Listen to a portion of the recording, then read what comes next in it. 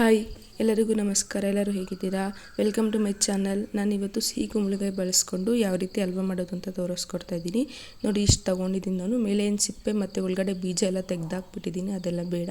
ಈ ಥರ ಸಣ್ಣದಾಗಿರೋದ್ರಲ್ಲಿ ಚೆನ್ನಾಗಿ ತುರುಬ್ಕೊಳ್ಬೇಕು. ಸಣ್ಣದಾಗಿರೋದ್ರಲ್ಲಿ ತುರುಬ್ಕೊಳ್ಳಿ, ಚೆನ್ನಾಗಿರುತ್ತೆ.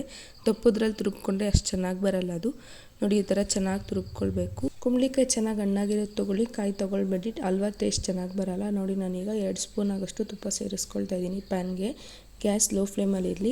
ತುಪ್ಪ ಸ್ವಲ್ಪ ಚೆನ್ನಾಗಿ ಕರಗೋದು. ಈಗ ತುರಿದಿಟ್ಟಿರೋ ಕುಂಬಳಕಾಯಿ ತುರಿನ ಹಾಕ್ಕೊಳ್ತಾ ಇದ್ದೀನಿ. ನೋಡಿ, ನನಗೆ 1.5 ಕಪ್ ಆಗೋಷ್ಟು ಆಯಿತು. ನೋಡಿ, ಈ ರೀತಿ ಸಣ್ಣದಾಗಿ ತುರುಬ್ಕೊಳ್ಳಿ, ಯಾಕೆ ಚೆನ್ನಾಗಿ ಬೇಯುತ್ತೆ. ಇಲ್ಲಾಂದರೆ ಬೇಯಲ್ಲ, ಹಂಗೆ ಇರುತ್ತೆ, ಟೇಸ್ಟ್ ಚೆನ್ನಾಗಿ ಬರಲ್ಲ. ಈಗ ತುಪ್ಪದಲ್ಲೇ ಚೆನ್ನಾಗಿ ಫ್ರೈ ಮಾಡ್ಕೊಳ್ಬೇಕು. ಅದರಲ್ಲಿರೋ ಹಸಿ ವಾಸನೆ ಎಲ್ಲ ಹೋಗ್ಬಿಟ್ಟು ಸ್ವಲ್ಪ ಘಮ ಬರೋಕ್ಕೆ ಶುರು ಆಗುತ್ತೆ. ಅಲ್ಲಿವರೆಗೂ ಚೆನ್ನಾಗಿ ಹುರ್ಕೊಳ್ಬೇಕು. ನೀವೇನಾದರೂ ಕ್ವಿಕ್ಕಾಗಿ ಯಾವುದಾದ್ರೂ ಸ್ವೀಟ್ ಮಾಡಬೇಕು ಅಂತ ಟ್ರೈ ಮಾಡ್ತಿದ್ದೆ ನೋಡಿ, ಈ ರೆಸಿಪಿನ ಟ್ರೈ ಮಾಡಿ. ಹೇಗೆ ಬಂತು ಅಂತ ತಪ್ಪದೆ ಕಮೆಂಟ್ ಮಾಡಿ ತಿಳಿಸಿ. ಈಗ ಚೆನ್ನಾಗಿ ಫ್ರೈ ಆಗಿದೆ. ಮತ್ತು ಅರ್ಧ ಕಪ್ ಆಗೋಷ್ಟು ಹಾಲು ಹಾಕ್ಕೊಳ್ತಾ ಇದ್ದೀನಿ. ನಾನು ಕಾಯಿಸಿ ಆರಿಸಿರೋ ಹಾಲನ್ನ ಬಳಸ್ತಾ ಇದ್ದೀನಿ. ನೀವು ಬೇಕಿದ್ರೆ ಹಸಿ ಹಾಲು ಸಹ ಬಳಸ್ಕೊಳ್ಬೋದು. ಮತ್ತು ನಾನು 1/4 ಕಪ್ ಆಗೋಷ್ಟು ಹಾಕ್ತಾಯಿದ್ದೀನಿ. ನಾನು ಟೋಟಲಾಗಿ 3/4 ಕಪ್ ಆಗೋಷ್ಟು ಹಾಲು ಹಾಕ್ಕೊಳ್ತಾ ಇದ್ದೀನಿ. ಈ ಕುಂಬಳಕಾಯಿ ತುರಿ ಹಾಲಲ್ಲೇ ಚೆನ್ನಾಗಿ ಬೇಯಬೇಕು. 3/4 ಕಪ್ ಆಗೋಷ್ಟು ಹಾಲಾದರೆ ಚೆನ್ನಾಗಿರುತ್ತೆ ಇದಕ್ಕೆ. ನೋಡಿ, ಈ ರೀತಿ ಚೆನ್ನಾಗಿ ಬೇಯಿಸ್ಕೊಳ್ಬೇಕು. ಹಾಲಲ್ಲೇ ಸ್ವಲ್ಪ ಚೆನ್ನಾಗಿ ಬೇಯಬೇಕು. ಕುಂಬಳಕಾಯಿ ಚೆನ್ನಾಗಿ ಬೇಯುತ್ತೆ ಬೇಗನೆ. ಚೆನ್ನಾಗಿ ಬೇಯಿಸ್ಕೊಳ್ಳಿ. ಪ್ಲೀಸ್ ನಮ್ಮ ಚಾನಲ್ನ ಎಲ್ಲರೂ ಸಬ್ಸ್ಕ್ರೈಬ್ ಮಾಡ್ಕೊಳ್ಳಿ. ತುಂಬ ಜನ ವೀಡಿಯೋಸ್ ನೋಡ್ತೀರಾ, ಯಾರೂ ಸಬ್ಸ್ಕ್ರೈಬ್ ಮಾಡ್ಕೊಳ್ತಿಲ್ಲ. ನಿಮಗೆ ಯಾವ ರೀತಿ ರೆಸಿಪೀಸ್ ಬೇಕು ಅಂತ ಕೂಡ ಕಮೆಂಟ್ ಮಾಡಿ, ನಾನು ಶೇರ್ ಮಾಡ್ತೀನಿ ನಿಮ್ಮ ಜೊತೆ. ನೋಡಿ, ಎಲ್ಲ ಚೆನ್ನಾಗಿ ಬೆಂದಿದೆ. ಈಗ ನಾನು 3/4 ಕಪ್ ಆಗೋಷ್ಟು ಬೆಲ್ಲ ಸೇರಿಸ್ಕೊಳ್ತಾ ಇದ್ದೀನಿ. ನೀವು ಬೇಕಿದ್ರೆ ಸಕ್ಕರೆ ಸಹ ಬಳಸ್ಕೊಳ್ಬೋದು. ನಾನು ಆರ್ಗ್ಯಾನಿಕ್ ಬೆಲ್ಲ ಬಳಸ್ಕೊಂಡಿದ್ದೀನಿ. ಈಗ ಎಲ್ಲದನ್ನು ಚೆನ್ನಾಗಿ ಮಿಕ್ಸ್ ಮಾಡ್ಕೊಳ್ಬೇಕು.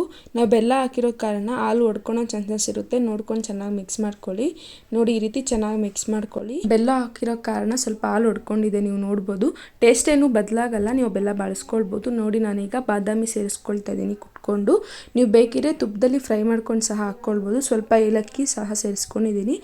ದ್ರಾಕ್ಷಿ ಗೋಡಂಬಿ ನಿಮ್ಗೆ ಇಷ್ಟ ಆದರೆ ತುಪ್ಪದಲ್ಲಿ ಫ್ರೈ ಮಾಡ್ಕೊಂಡು ಹಾಕ್ಕೊಳ್ಳಿ. ನಾನು ಬಾದಾಮಿ ಮಾತ್ರ ಸೇರಿಸ್ಕೊಂಡಿದ್ದೀನಿ. ನೋಡಿ, ಈ ರೀತಿ ಚೆನ್ನಾಗಿ ಕುದಿಬೇಕು. ಈ ಹಲ್ವಾಗೆ ಬೆಲ್ಲ ಬಳಸಿ ನಾವು ಹೆಲ್ದಿಯಾಗಿ ಮಾಡಿರೋದ್ರಿಂದ ನೀವು ಮಕ್ಕಳಿಗೆ ಮತ್ತು ವಯಸ್ಸಾಗಿರೋರಿಗೂ ಸಹ ಕೊಡ್ಬೋದು. ನೋಡಿ, ಈಗ ನಾನು 1 ಸ್ಪೂನ್ ಆಗೋಷ್ಟು ತುಪ್ಪ ಮತ್ತೆ ಸೇರಿಸ್ಕೊಳ್ತಾ ಇದ್ದೀನಿ. ಹಲ್ವಾಗ ಸ್ವಲ್ಪ ತುಪ್ಪ ಜಾಸ್ತಿ ಇದ್ದರೆ ಚೆನ್ನಾಗಿರುತ್ತೆ ಟೇಸ್ಟ್. ನೀವು ಕಮ್ಮಿ ಸಹ ಬಳಸ್ಕೊಳ್ಬೋದು. ಅದರಲ್ಲಿರೋ ಹಾಲಿನಾಂಶ ಹೋಗೋವರೆಗೂ ಚೆನ್ನಾಗಿ ಕುದಿಸ್ಕೊಳ್ಳಿ. ನೋಡಿ, ಈ ರೀತಿ ಆಗಿರಬೇಕು. ಯಾವುದೇ ಸ್ವೀಟ್ಸ್ ಆಗಲಿ ರೆಡಿ ಆದಮೇಲೆ 10 to 15 ಮಿನಿಟ್ಸ್ ಬಿಟ್ಟು ಆಮೇಲೆ ಸರ್ವ್ ಮಾಡಿ. ಟೇಸ್ಟ್ ತುಂಬ ಚೆನ್ನಾಗಿ ಬರುತ್ತೆ. ನೀವು ಈ ಥರ ಒಂದ್ಸಲ ಟ್ರೈ ಮಾಡಿ. ಈ ಹಲ್ವಾ ನೋಡಿ ಎಷ್ಟು ಚೆನ್ನಾಗಿ ಬಂದಿದೆ ಅಂತ. ತಪ್ಪದೆ ಒಂದ್ಸಲ ಟ್ರೈ ಮಾಡಿ. ನನಗೆ ಹೇಗೆ ಬಂತು ಅಂತ ಕಮೆಂಟ್ ಮಾಡಿ, ಮಿಸ್ ಮಾಡಿದೆ.